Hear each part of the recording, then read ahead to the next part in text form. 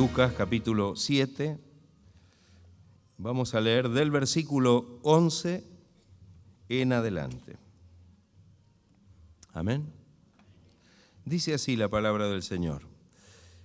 Aconteció después que él iba a la ciudad que se llama Naín, e iban con él muchos de sus discípulos y una gran multitud.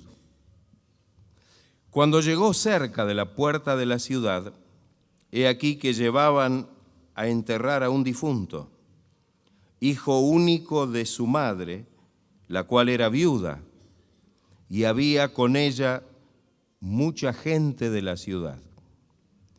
Y cuando el Señor la vio, se compadeció de ella y le dijo: no llores. Y acercándose tocó el féretro, y los que lo llevaban se detuvieron, y dijo: joven, a ti te digo, levántate. Entonces se incorporó el que había muerto, y comenzó a hablar, y lo dio a su madre. Y todos tuvieron miedo y glorificaban a Dios, diciendo: un gran profeta se ha levantado entre nosotros, y Dios ha visitado a su pueblo. Y se extendió la fama de él por toda Judea y por toda la región de alrededor. Los discípulos de Juan le dieron las nuevas de todas estas cosas. Y llamó Juan a 2 de sus discípulos y los envió a Jesús para preguntarle: ¿eres tú el que había de venir o esperaremos a otro? Cuando pues los hombres vinieron a él, dijeron: Juan el Bautista nos ha enviado a ti para preguntarte: ¿eres tú el que había de venir o esperaremos a otro?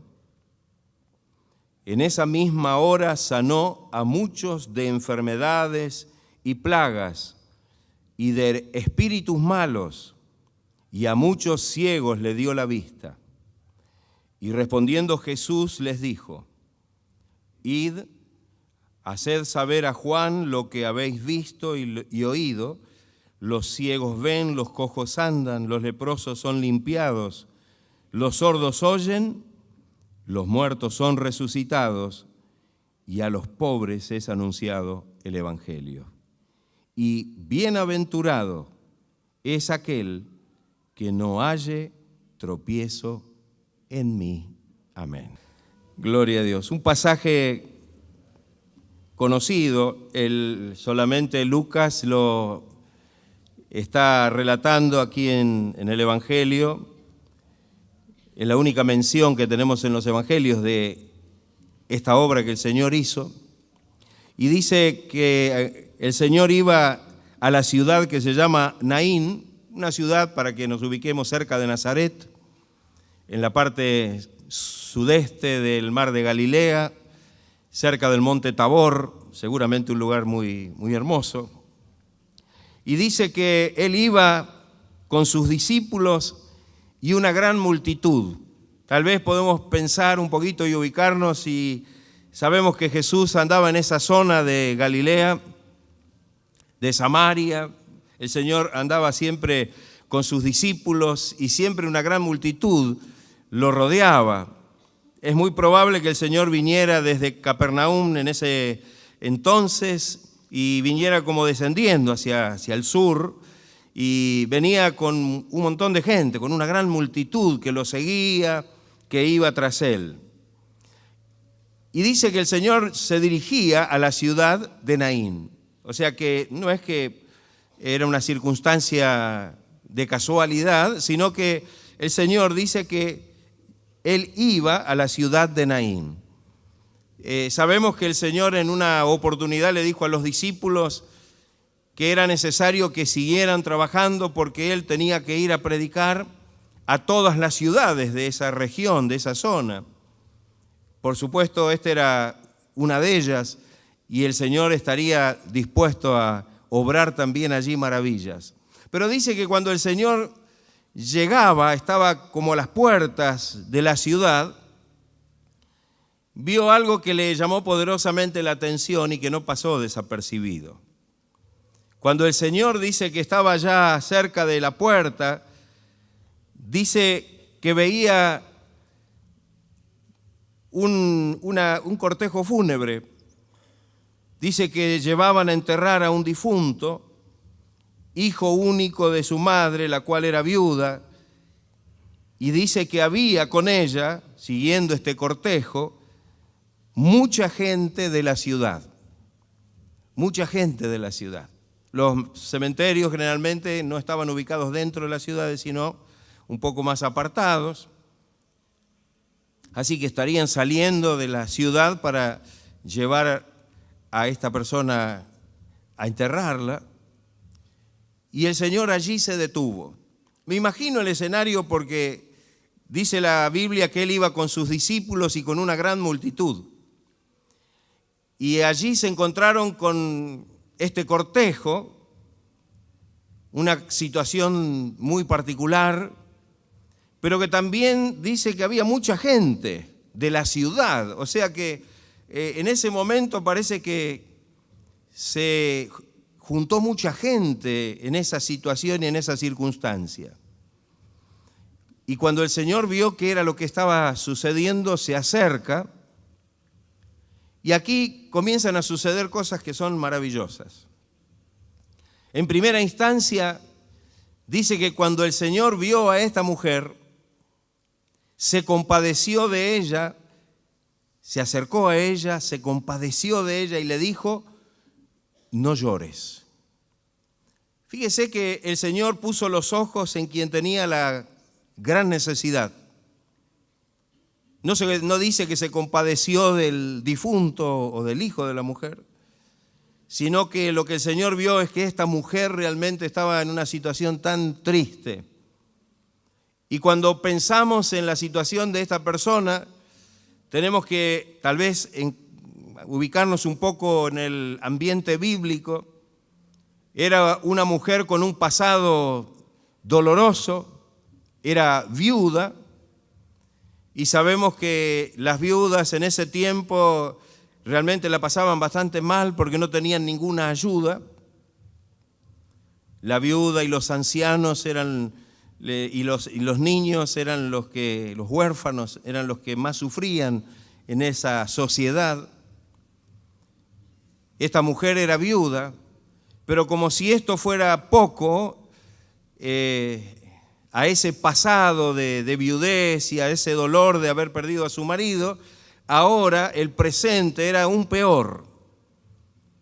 Había una gran amargura, una gran tristeza, porque estaba yendo a sepultar a su hijo. Y tal vez no puede haber una tristeza y un dolor mayor que ese. El presente era terrible, era muy amargo, muy angustioso. Pero también podemos decir que el futuro para ella también era muy oscuro. Porque sin esposo y ahora sin su hijo, que podría haber sido, no era un niño, ya era un joven, quien la podría sustentar en su época de ancianidad, ahora lo estaba llevando a sepultar. Así que el futuro para ella era realmente muy desconcertante. Yo diría que era totalmente sin ninguna esperanza. Le esperaba una vida terrible. Yo creo que como el Señor conoce las cosas, ¿no? El Señor no de casualidad en ese preciso momento llega a la ciudad de Naín. Seguramente todos los momentos y las circunstancias que encontramos en la Biblia, de esas experiencias que el Señor tuvo con las distintas personas, no fueron casualidad, no se dieron porque la situación así lo dispuso. Sabemos que Dios tiene sus propósitos y sus planes perfectos. Y cuando el Señor se ve frente a esta situación, vio la profunda necesidad de esta mujer. Un pasado doloroso, angustioso, un presente amargo, un presente con mucha angustia y un futuro sin esperanza de nada. Pero el Señor dice que se acerca a ella y dice dos cosas. La primera, que se compadeció de ella. Y creo que este es el primer punto. Dice que Dios se compadece. Cuando tomamos los evangelios nos damos cuenta que el Señor se compadecía de la gente.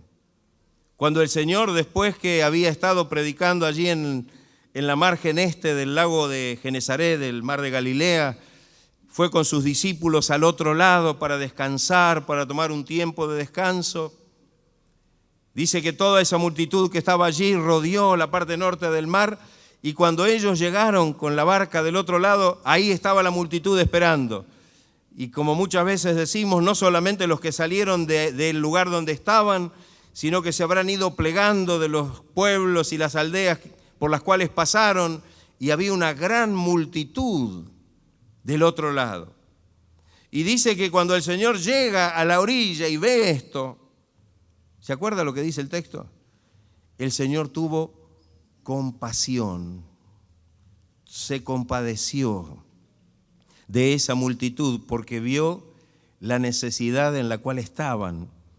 Y dice el texto que eran como ovejas sin pastor, sin guía, indefensas, en una situación de total desprotección, y vio que realmente era necesario atender la necesidad que ellos tenían. Aquí en este momento el Señor fija sus ojos en esta mujer. Habría muchas personas en la multitud que lo siguió a Él, y aún en la multitud y en la cantidad de gente que seguía este momento, ¿no?, acompañando a la mujer.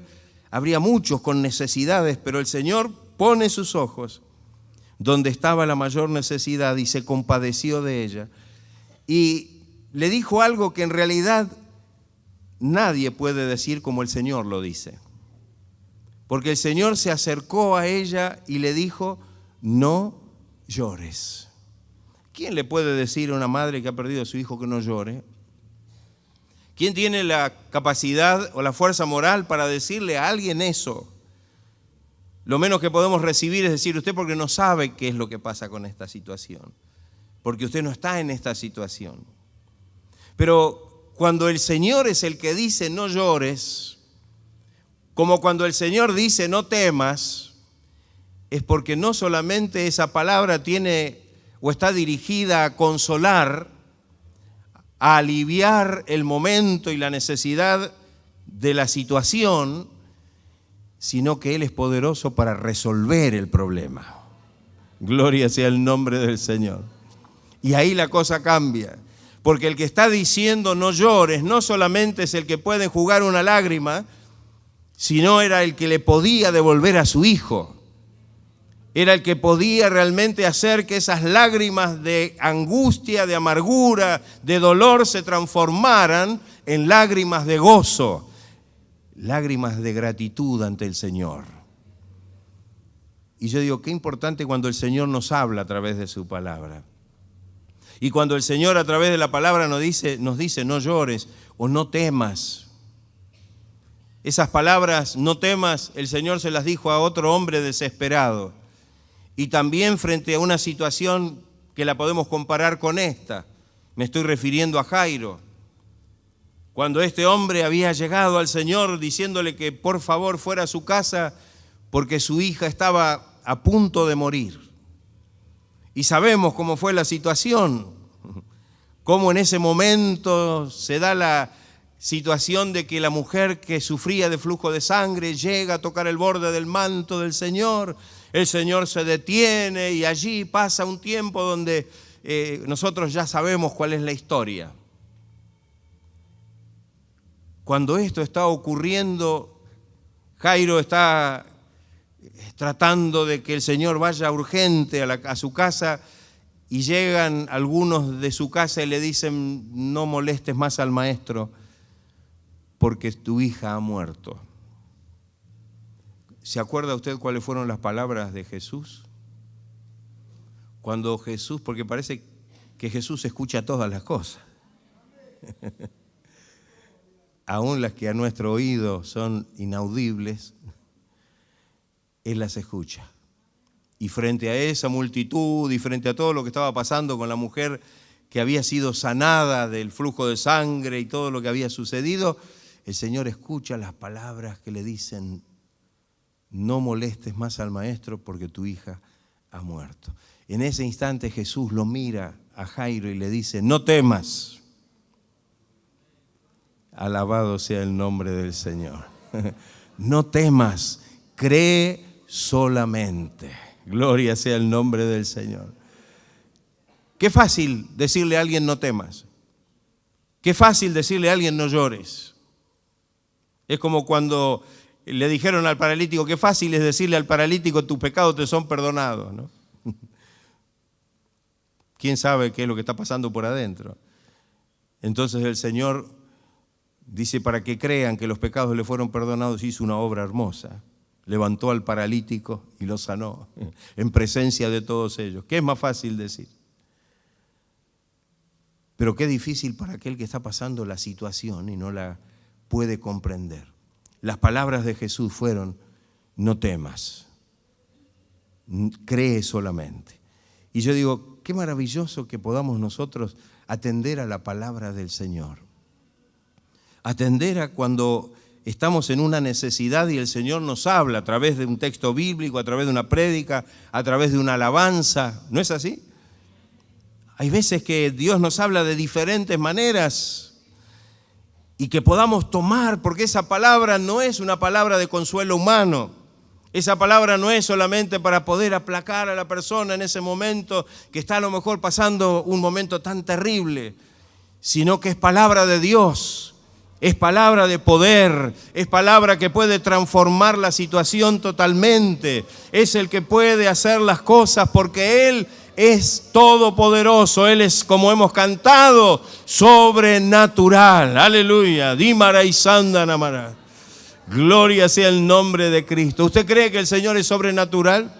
Que el Señor es todopoderoso, que lo que no podemos hacer nosotros es lo que Él puede hacer. Aleluya.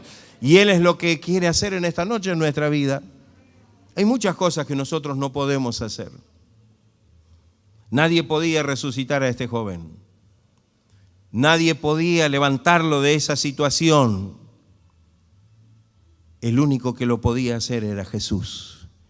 El único que lo podía hacer era el Señor.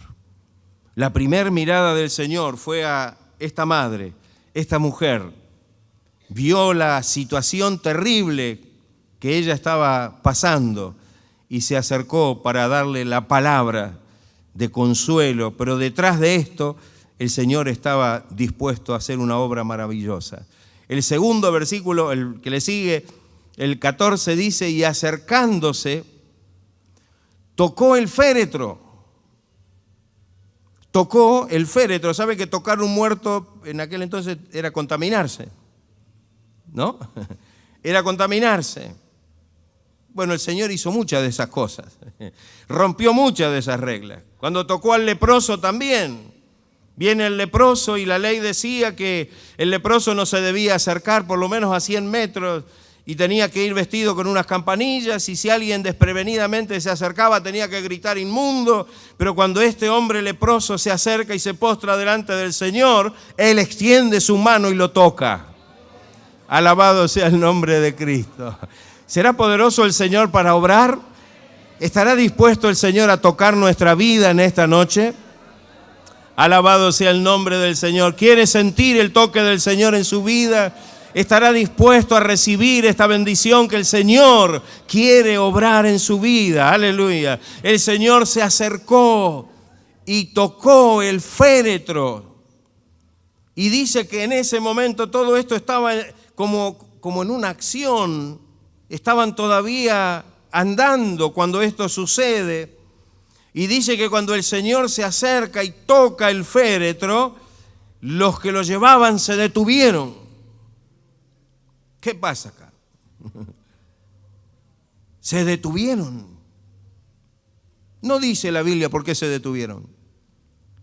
Pero acá había algo que realmente no era muy comprensible. algo estaba por pasar.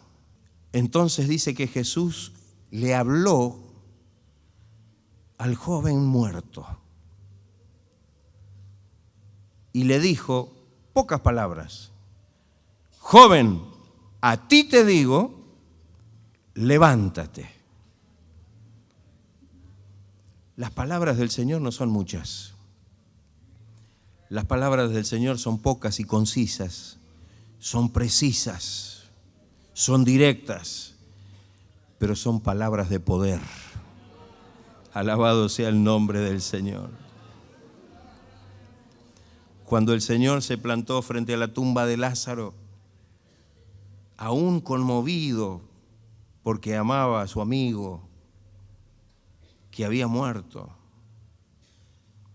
cuando hizo correr la piedra del frente del sepulcro, el Señor hace una breve oración, muy breve oración. Padre, te doy gracias porque sé que me oyes, porque siempre me oyes. Miren la oración que hizo el Señor. Dice que eso lo dijo no por causa de él, sino por los que no creían. Miren la oración. 2 palabras, 3 palabras, 5 palabras. Señor, te doy gracias porque sé que me oyes, siempre me oyes. Y cuando dijo eso, a gran voz: Lázaro, ven fuera. 3 palabras. ¿Fueron suficientes? Alabado sea el nombre de Cristo. Oh, rabaracamashinda, rabarandanamar. ¿Será suficiente la palabra del Señor en esta noche para poder realizar el milagro que necesitamos en nuestra vida y que el Señor está dispuesto a realizar? Acá no se trata de que el joven creyó o no creyó porque estaba muerto. Aquí está la voluntad del Señor al acercarse. Está el compadecerse de la madre que estaba padeciendo, sufriendo con angustia. Y Él da una palabra de poder y de autoridad y le dijo: joven, a ti te digo, levántate. Y dice que entonces el joven se incorporó y comenzó a hablar y lo dio a su madre. Qué momento, ¿no? Qué momento. Como fueron los otros momentos que mencionamos, cuando fue resucitada la hija de Jairo, o cuando Lázaro sale del sepulcro. Qué momento terrible, maravilloso. Que este joven ni bien escuchó la voz del Señor, la palabra del Señor, dice que se incorporó. Y a tal punto se incorporó y se incorporó de la manera que se incorporó, que dice que comenzó a hablar. No es que quedó ahí, que empezó a respirar y bueno, a ver si...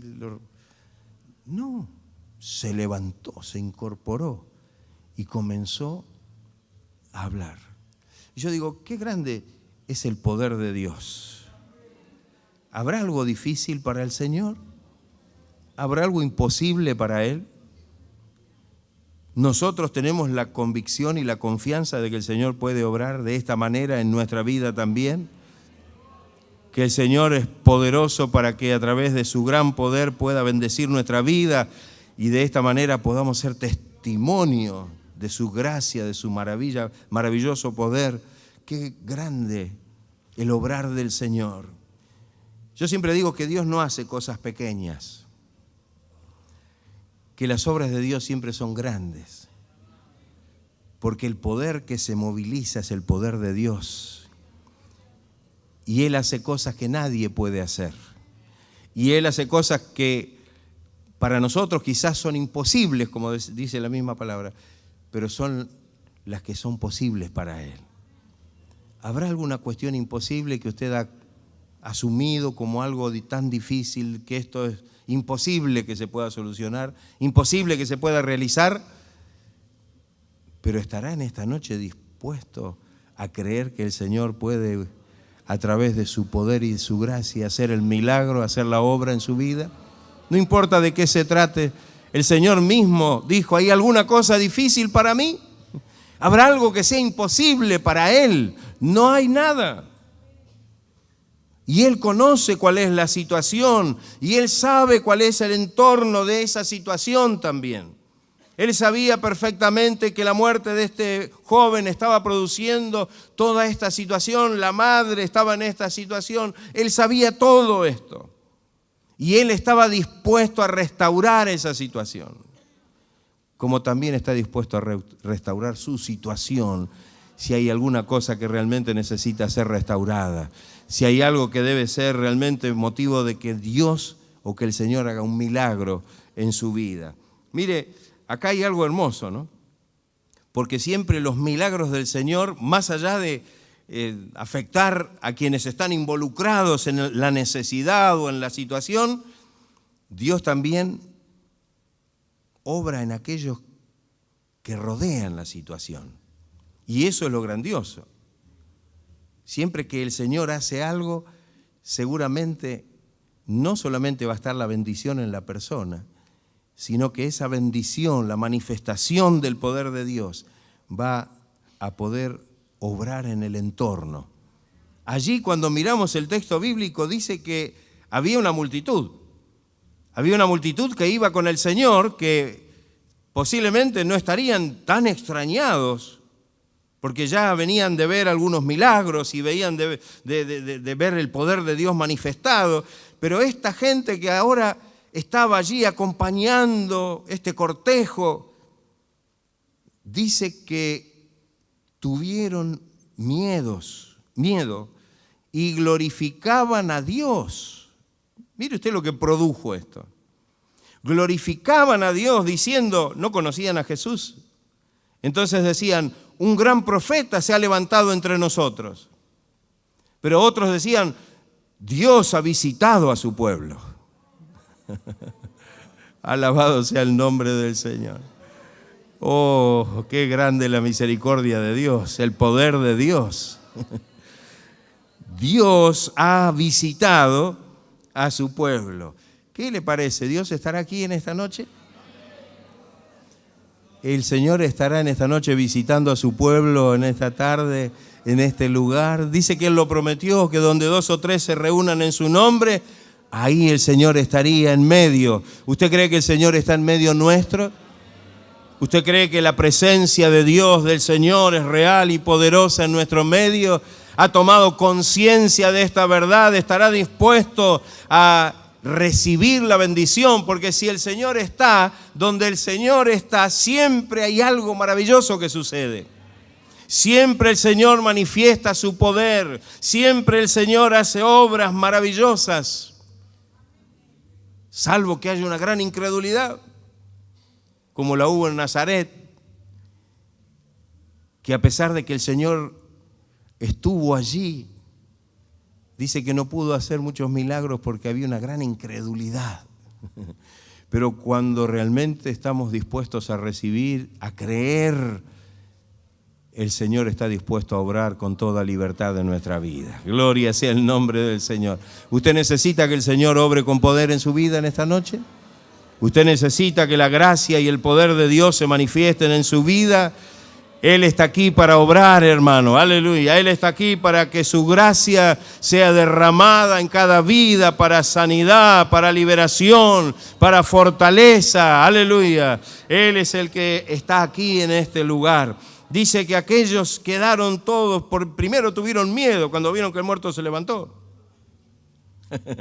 Quizá nunca vieron eso, pero inmediatamente se dieron cuenta y glorificaban a Dios y decían, Dios nos ha visitado, Dios ha visitado a su pueblo. Y dice el versículo siguiente, fíjense cómo esto no solamente quedó allí en la ciudad de Naín, sino que el versículo 17 dice que se extendió la fama de él por toda Judea y por toda la región de alrededor.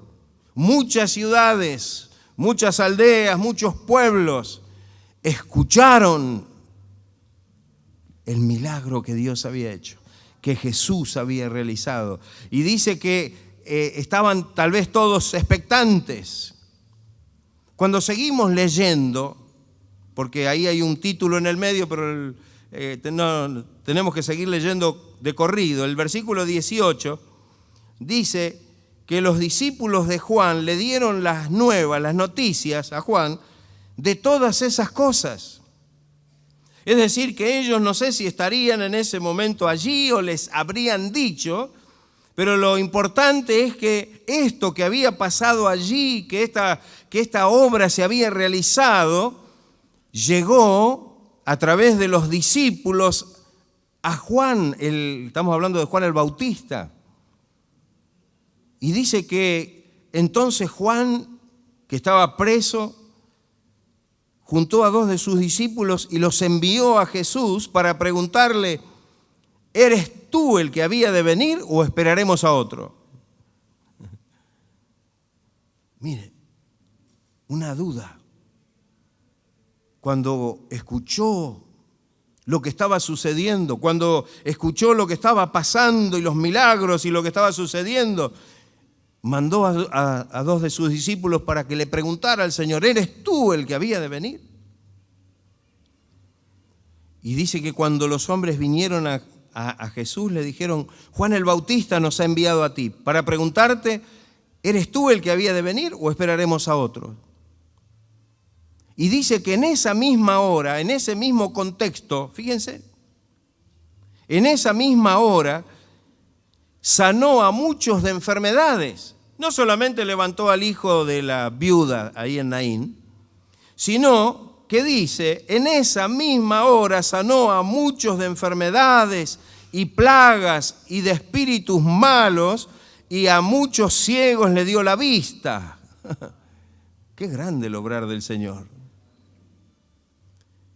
Qué grande la misericordia y el poder de Dios obrando maravillas. Y entonces Jesús les dijo, respondiéndoles a los discípulos de Juan para que le dijeran, haced saber a Juan lo que habéis visto y oído. Los ciegos ven, los cojos andan, los leprosos son limpiados, los sordos oyen, los muertos son resucitados y a los pobres es anunciado el Evangelio. Gloria sea el nombre del Señor. Gloria sea el nombre de Cristo. ¿Usted cree en el poder del Evangelio? Gloria sea el nombre del Señor. Alabado Dios. Esta era una evidencia y una señal de que el Evangelio estaba siendo predicado, de que las buenas nuevas de Dios a los hombres se estaban manifestando en la vida de aquellos que se acercaban a Él. Termina diciéndole el Señor, y bienaventurados es aquel que no halle tropiezo en mí. Amén, que no lo resista, porque había muchos que lo resistían. Los fariseos lo resistían, aún viendo los milagros, aún viendo los muertos resucitados, aún viendo los endemoniados liberados, aún viendo a los enfermos sanados. Sin embargo, sus corazones se endurecían y, como bien dice la palabra, Jesús para ellos era un tropiezo, ¿no? Como bien dice la carta a los hebreos, que Jesús, que es la piedra fundamental, pero para ellos vino a ser piedra de caída, piedra de tropiezo, porque no creyeron. Pero nosotros en esta noche somos de los que creemos. ¿Usted cree en el Señor? ¿Usted cree que el Señor es poderoso? ¿Usted cree que el Señor está aquí en medio nuestro y que Él obra maravillas y milagros? Él es el Dios de los milagros y de las cosas sobrenaturales que nadie puede explicar y que nadie puede entender. Y que en esta noche, hermanos, tenemos que abrir nuestro corazón para recibir lo que Dios quiere obrar en nuestra vida. Yo sé que el Señor está aquí con un propósito, y ese propósito no es solamente para bendecir a una sola persona. Fíjese que el Señor levantó al hijo de la viuda de Naín, consoló a su madre, pero el Señor también bendijo a todos los que estaban y después sanó a los enfermos, hizo un montón de obras. Gloria a Dios. Él está aquí dispuesto a bendecirnos a cada uno de nosotros. Gloria sea el nombre del Señor. ¿Estará usted dispuesto a recibir la bendición del Señor? Él ha venido en esta noche dispuesto a bendecirlo. No está aquí por casualidad el Señor, ha venido con un propósito en esta noche. Así como llegó a la ciudad de Naín en el momento de la necesidad, en esta noche el Señor está aquí porque quiere bendecir su vida y quiere que usted en esta noche pueda recibir lo que Él puede y solamente Él puede hacer en su vida. ¿Está dispuesto a recibirlo? ¿Está dispuesto a aceptar esta bendición de parte del Señor? ¿Está dispuesto a creer en el Señor de todo corazón? Vamos a estar de pie y darle gloria al Señor, darle gracias al Señor, porque Él está aquí en medio nuestro. No importa quiénes estén en particular, sino que Él es el personaje importante. Él es el que está aquí en medio nuestro para bendecir, para salvar, para sanar, para restaurar las vidas, para transformar, para poder hacer obras que nadie puede hacer, para que su poder sobrenatural actúe en nuestra vida y el Señor obre con poder para que seamos realmente bendecidos en esta noche y podamos salir como verdaderos testimonios de su poder y de su gracia divina. Aleluya.